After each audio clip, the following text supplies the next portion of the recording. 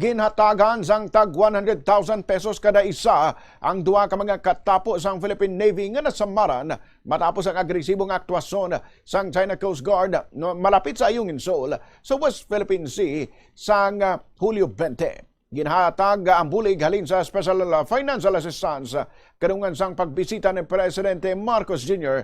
sa Camp Recante Station Hospital sa sulod sang Western Commando con Westcom sa Palawan.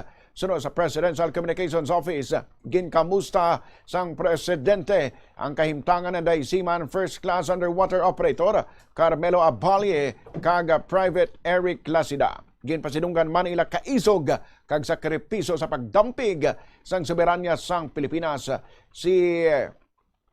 Kung si Abalie among nakaangkon sang pilas sa ulo nga nagkinahanglan gid sang apat katahi samtang si Lasida among may gamay nga mga samad sa butgon o kun butkon.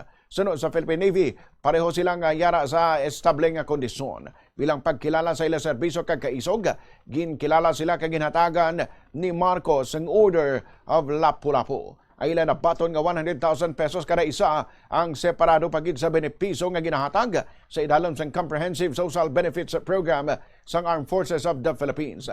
Matandaan nga sunod sa militar, napilasan ng duwa ka miyembro sang Philippine Navy matapos ginpalapitan sa isa kasakayan sang China Coast Guard ang BRP Sierra Madre sa Ayungin Shoal.